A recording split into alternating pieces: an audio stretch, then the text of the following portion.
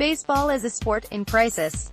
The drive for profit has swallowed, transformed, and expelled the drive for on-field victory like yesterday's yogurt parfait. Attendance is down, a work stoppage after the 2021 season looks increasingly unavoidable, and after 3 more years of non-competitive behavior from a majority of the 30 MLB teams, a work stoppage will probably feel like an act of mercy when it comes. But fear not, the league and the MLBPA have ordered the ban to strike up nearer, my God, to the, and are considering rewriting some of the rules to liven up the in-game action a bit in the meantime. Over the past month, MLB and the MLBPA traded proposals for rule changes, reported by Jeff Passan of ESPN and Ken Rosenthal and Jason Stark of The Athletic. Some minor rule tweaks could be implemented as soon as this season, while other more significant changes, like the universal DH, would probably have to wait until the next CBA in 2022. Regardless, the leaked rule proposals present a decent preview of where the sport will be heading in the next few years. Generally speaking, it's good news that the people who run baseball are giving serious thought to tinkering with the rules. Almost every other popular North American sport, from football to hockey to auto racing, actively directs the evolution of the game. Baseball tends to take a more deist approach. It's not that the rules never change, but baseball too frequently treats rule changes like amendments to the Constitution and not a subtle nudge to direct the style of play in one direction or another. If that attitude is changing, the sport will be better for it. But even if considering rule changes is a broadly positive development, each potential adjustment should be judged on its own merit. So let's rank these rule proposals from best to worst, based on how much potential they have to improve the on-field product, weighed against the risk of implementing them. 1. Adding a 26th roster spot. This feels like a win for everyone. It means 30 new full-time jobs for the players and added tactical flexibility for managers, particularly as expanding pitching staffs have shortened benches, in some cases, to a backup catcher and just 2 pinch hitters. The ability to carry another bench bat would allow position players to excel in more specialized roles. The Astros, Dodgers, Indians, and Cubs have done this to great effect even with 25-man rosters, and reduce the probability that a game could be decided because one side runs out of pinch hitters. Under the league's proposal, a roster expansion would also come with a 12-pitcher limit for non-September games and the reduction of September rosters from 40 to 28. Both of those seem like obvious positives as well. Reducing the number of pitchers a team can dress would reduce the number of tedious mid-inning pitching changes, and capping September rosters at 28 would keep the game from changing too much under expanded rosters. Currently, teams with 40-man September rosters can take situational substitutions to an extreme. The last year's Brewers are just one example, where the demands on players change just as the regular season is at its most tense. 2. Further reducing the number of mound visits. Last year was the first year with a limit on mound visits, defined as any time a coach or player goes to the mound to talk to the pitcher, at 6 per game. It seems to have worked out pretty well. The average time per 9-inning game decreased by 5 minutes from 2017 to 2018. Limiting a coach's on-field interactions with players forces them to succeed or fail on their own merits, and limiting the battery's ability to stall encourages everyone to stop dithering around and play baseball, which is a good thing. MLB Commissioner Rob Manfred can reduce the number of mound visits from 6 to 5 this year without the union's approval. But the league sought MLBPA's consent to go even further, asking for a reduction to 4 mound visits per team per game this year, then 3 in 2020. I say go for it. If there's a real danger of running out of mound visits, it'll force managers and pitching coaches to make tough choices when a pitcher is getting knocked around or signs are being stolen. Watching coaches sweat on the bench is fun. Sign-stealing kerfuffles are fun. Let's have more of that and less of stopping the game for meetings. 3. Allowing 2 sport draftees to sign major league contracts. Currently, MLB draftees have to sign minor league contracts, which allow teams to pay players less and wait up to 5 years before putting them on the 40-man roster. The league was reportedly willing to bend this rule to keep Heisman Trophy winner and Oakland A's outfield prospect Kyler Murray from entering the NFL draft. Murray didn't find that to be enough of an incentive to give up football, but other two-sport athletes whose NFL futures are less certain than Murray's might be more receptive. Baseball has been competing for athletes with other sports, usually but not always football, and in addition to being good for the athletes, this rule would give MLB another incentive to throw at players who can choose between the two sports. For every Andrew McCutchen or Joe Mauer who picks baseball, there's a Murray or a Tom Brady who doesn't. 4. A 20-second pitch clock. This is another reform Manfred can implement unilaterally this season, and Passan says that the commissioner will indeed impose a 20-second limit between pitches with the bases empty.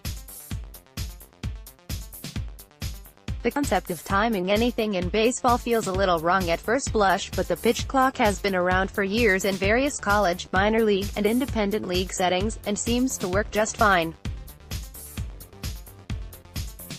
I've been to numerous college games with a pitch clock over the years, and I promise you won't even notice it. There will just be ever so slightly less dead time from one pitch to the next.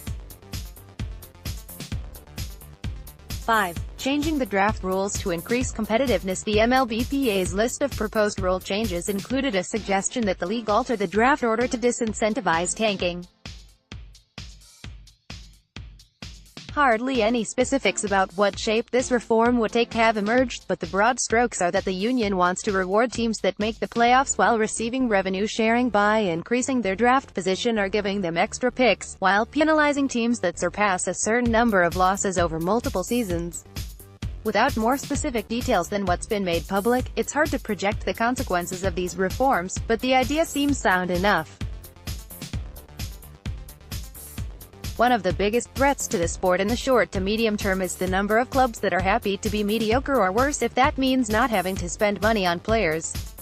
Maybe losing a few spots of draft position isn't a big enough deterrent to change that, but it's good that someone with the potential to push for change is starting the conversation.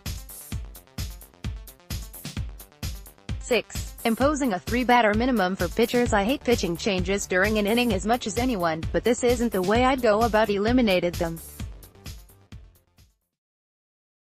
The inciting incident for this proposed rule change was evidently Game 5 of the NLCS, when Brewers starter Wade Miley faced one batter, then was lifted for right-hander Brandon Woodruff. This bit of gamesmanship, pioneered by Washington Senators manager Bucky Harris in Game 7 of the 1924 World Series, might have been unorthodox, but is certainly fair game in an era in which the platoon advantage is so highly prized. Bucky Harris maneuver is almost never used. In a typical MLB season, there are 4,860 starting pitchers, 30 teams multiplied by 162 games. In 2018, 5 starting pitchers failed to face at least 3 batters, short of the all-time high of 8, which came in 1913. But while this rule change would eliminate the Bucky Harris maneuver, that's not its sole or even primary purpose. The real target of this rule would be one-out relievers.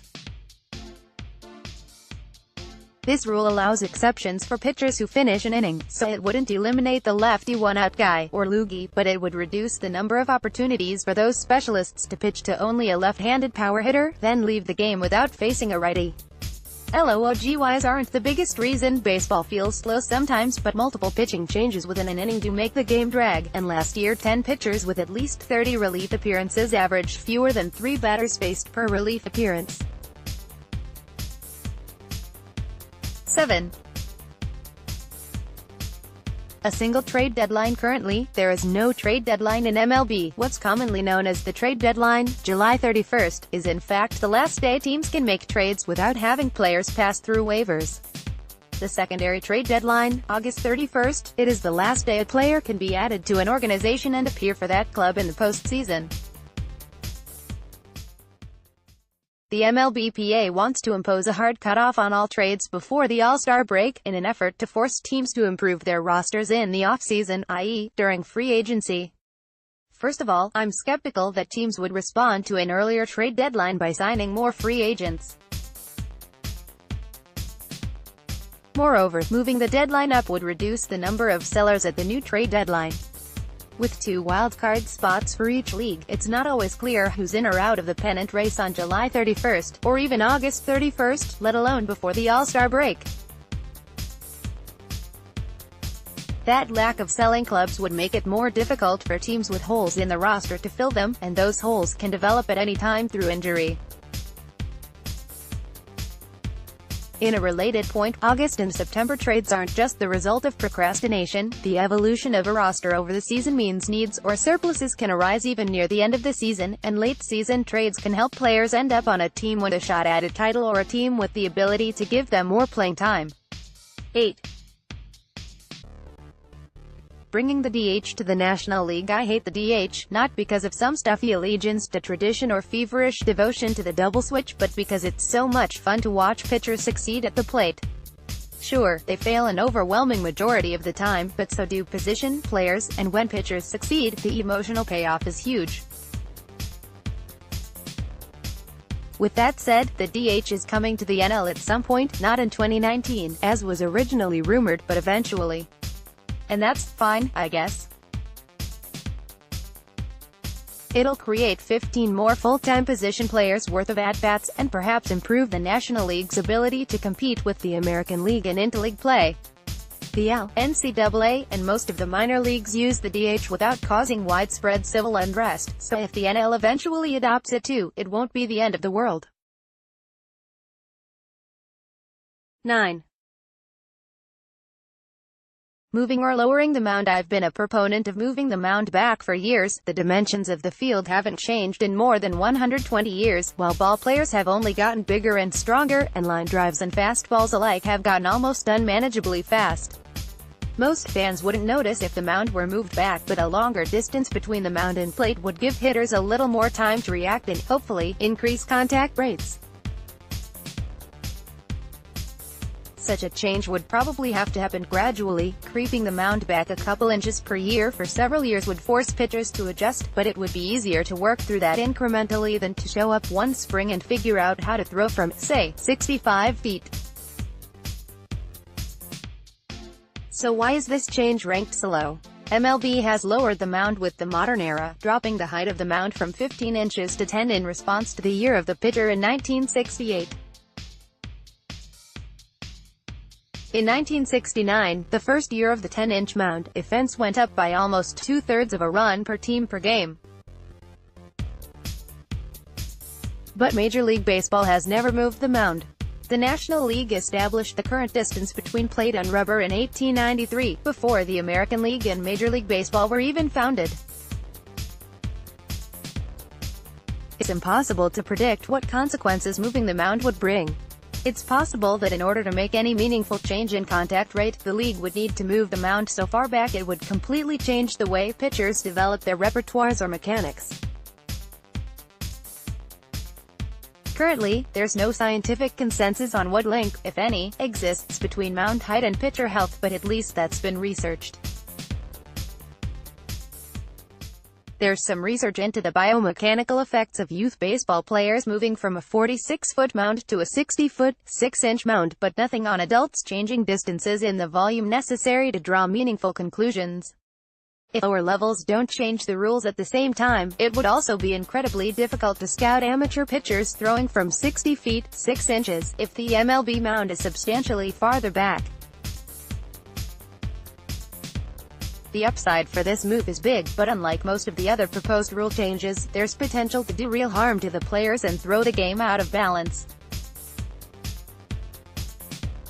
On the whole, these seem like reasonable responses to adapt the game to evolutions in its strategy and tactics, and it's good that both the league and union are taking steps to shape the game purposefully.